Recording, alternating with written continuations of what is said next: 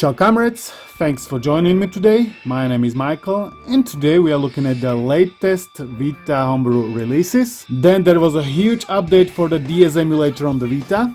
And in the end we got some hopeful news, so let's get into it. First new release is a BigBoyBoxing by these guys. It is just a demo, it is not a full game.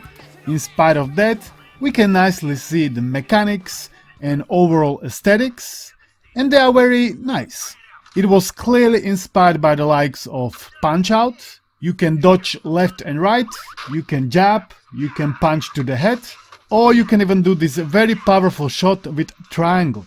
Graphics look good, frame rate is stable, and it surely has some potential. Keep up the good work, brother. Second new port, done by Renegatamente, is Real Football 2011. It is based on the Android Xperia Play version of the game. This is a mobile game developed by our beloved Gameloft company.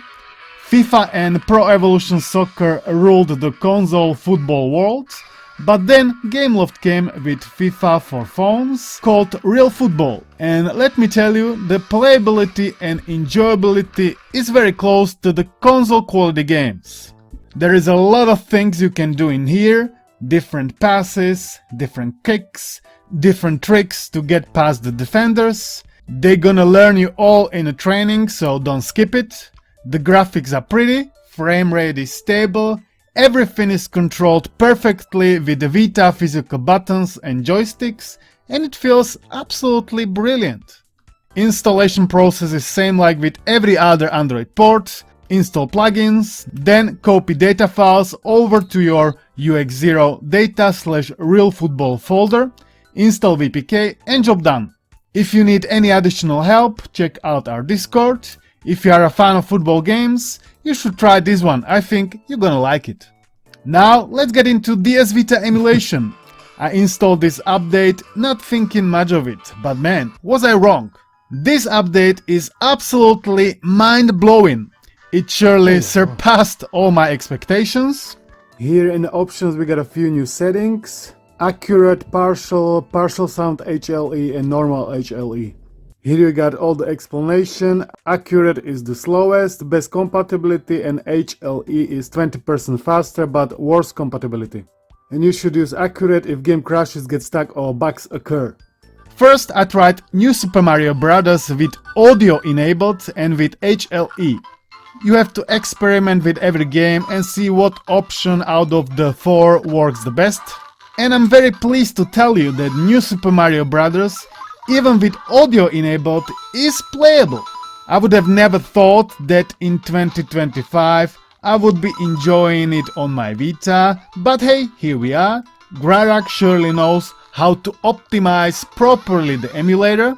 Huge thanks to him for his hard work. It is greatly appreciated by every single Vita comrade out there. Second, I've tried Legend of Zelda Phantom Hourglass. That's a 3D game with audio enabled. And just look at it and tell me what you see. Do you see what I see? It is playable, bro. Yeah, there is some occasional stutter and it takes a second to load when I entered, for example, house or when I talked to some guy. But other than that, I would say this is surely above all expectations, to see 3D DS game being emulated this good on a weak Vita hardware. Absolutely mind-blowing. Third, I've tried Castlevania Dawn of Sorrow, and yet again, kinda playable. This is more action-oriented game, so when it is stuttering you're gonna feel it more, but you see the gameplay footage with your own eyes and you can hear it with your own ears. And I'm sure you are feeling same feelings like I do. Pleasure, proudness, hopefulness. This update is just a version 0.61 and the game is running like this. Yes please. When we take a look at the changelog, we can see all the changes Jarek has made. There are so many of them, and if you don't speak CPU technical language, you're not gonna understand it, same like me. But it doesn't matter, because we can enjoy the fruits of his hard labor even right now. Fourth, Need for Speed Underground. Last time I've tried this game it was just a bunch of broken rendering, and now, just look at it. If my D-pad wouldn't be playing with me, I would be even able to drive the car without crashing into the walls. I haven't seen any rendering issues, the game looked spot on, and even audio sounded pleasing, roaring of the engine, squeaking of the tires. Now I would like to dedicate a huge thanks to my brand new Patreon, T-Smokey.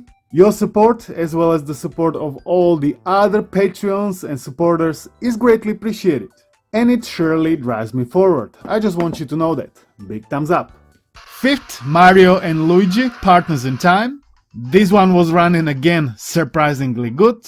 Everything was displayed correctly, but when I got into the fight, I couldn't see my Mario or Luigi or even my enemies. Still, I say, mind blown. Super Mario Kart DS. Last time I've tried it, there was no kart, no Mario, barely any graphics, slow frame rate, and now you can see it yourself. Very encouraging. Yes, audio was a bit annoying, but I was still loving it. Assassin's Creed Altus Chronicles was slower, but again, these are fully 3D games, and previously we thought, well, we hoped some 2D games are gonna be playable, and now we can already play even some 3D games. Amazing progress. Castlevania, Order of Ecclesia, audio bit stuttering, but frame rate not bad at all. Overall, new DS Vita update can be considered a super update. I'm sure you feel it the same way. Can't wait for upcoming update, cause even right now this is, again, mind-blowing. One more time, big up to the developer Jarek for all of his hard work. Now we have a sponsor segment and we're gonna check out this portable monitor. The specs are quite encouraging, price on Amazon website as well, but is it any good? Let's take a look. Supposedly it can work by plugging just single USB-C into it, and the other side, for example, into Retroid Pocket 4 Pro. Looks like it's working absolutely fine. Now we're playing a game. I mean, the battery is gonna be drained quickly because clearly the monitor is powered by the device itself. Other than that, it works fine. And if you plug in, for example, power bank, the brightness goes to 100%, otherwise it's stuck on 50% to prevent, quickly draining your device battery. Now I can plug in Odin 2. Yeah, also works absolutely fine. Odin 2 gameplay. If I plug in Nintendo Switch, it's gonna be working also absolutely fine, just with the cable and power bank. Yeah, no issues. There are few settings to play with. Aspect, DCR, Eco, color temperature, OSD settings, volume, HDR mode and low blue filter. It's made by the KYY brand and it is K3 model. It has 15.6 inches, IPS LCD, 920 by 1080 resolution with 16 by 9 ratio. And here are some more specifications inside the box. We've got monitor and case, 5 volt 2 amps power brick, manual, and all the necessary cables that we need to plug it in. High-speed USB-C to USB-C, HDMI to mini HDMI, and this is normal USB-C. I quite like this smart cover. It is connected via magnets. Then you can easily set it up like this or in this angle. This portable monitor for the price is quite okay. If you are interested in it, check the link down below. It's only available on the Amazon in the USA, unfortunately.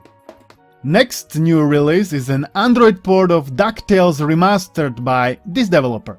It is just a proof of concept. It is not finished. There are some issues with it that you can see on the screen right now. No audio, missing UI elements, disabled graphical particles, and slow frame rate. I've been trying it out, and yes, game pushes the Vita into absolute limits. If the frame rate would be a bit better, I could see myself playing it for more than 5 minutes, cause in this state it is just a proof of concept. Very impressive proof of concept nonetheless. And it surely deserves to be shown to you, so you can also appreciate this impossible feat of modern day software engineering. It is Android port, so if you wanna try it out, you need to own the game files, and you need to follow the setup instructions that are pretty straightforward, same as with every other Android port. Next new port by Patnos D, Muse Dash. He wasn't sure if it's gonna be working on a Vita due to low RAM, but it looks like he made it work somehow. Current version only contains 3 music levels plus tutorial, so let's check it out. Muse Dash.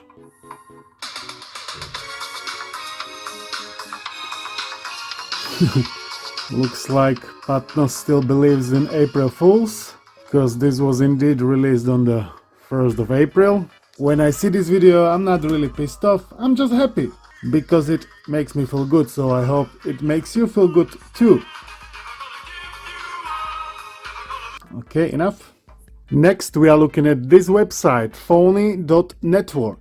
Game servers recreated. Phony is a free and open source replacement for Sony's PSN servers for PS3 and Vita, allowing online connectivity for all even after the original servers are discontinued. When I click on their GitHub, these are the creators of the Pretendo network. Pretendo is an online replacement network for 3DS and Wii U. I'm a big fan of it. I shared this website with you on April 1st because it looked like it is kinda a joke, but it looks like in the end it's not a joke. This is the announcement from the creators' Discord server. They say as of right now it is a side thing, we only touch it in our free time and only a tiny subset of our team is even interested in it right now. Pretendo network is still and will continue to be for the foreseeable future the priority of this team. Do not expect anything anytime soon or at all, it's all highly work in progress, it's mostly just a bunch of experiments seeing what can and cannot work. So looks like it is real after all, but they're not really working on it, so as of right now it is just a proof of concept. In spite of that, I'm glad they're doing at least something.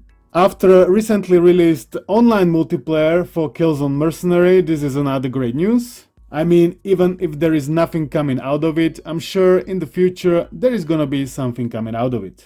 Now we got a message from the creator of Rabbid MultiTool. If you've seen my latest video, I've been talking about it. This is like a very useful multi-tool. However, we need to do one thing. If you've installed it, you need to delete it right now. You have to delete it because he made an announcement on his GitHub. He's abandoning this version, but no, Rabbid MultiTool isn't completely dead.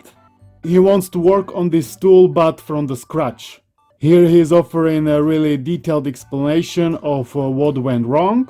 He has decided to abandon this project because he was using one Lua interpreter and it was causing some issues. It was corrupting his SD2 Vita and therefore he has decided to abandon it. He's gonna be working on a brand new app using C++ rather than limited Lua in one Lua. That's about it for this week. I would like to thank you all for watching. If you enjoyed it, give it a thumbs up, subscribe, join, comment, and I'll see you in the next one. Peace. Kryty synu lesa igelit, to gdyby przyszedł grano deszcz. Podlało boty nóż, tatową bundu, szyto z maskaczu. Grano se mali zvednú, a ptáci volaj, hele lidi svíta. Pak větvičky si nalámou na oheň, aby uvařili čaj. Všichni se znaj, a bláznej a zpívaj. A po cestách dál, hledaj normální svět.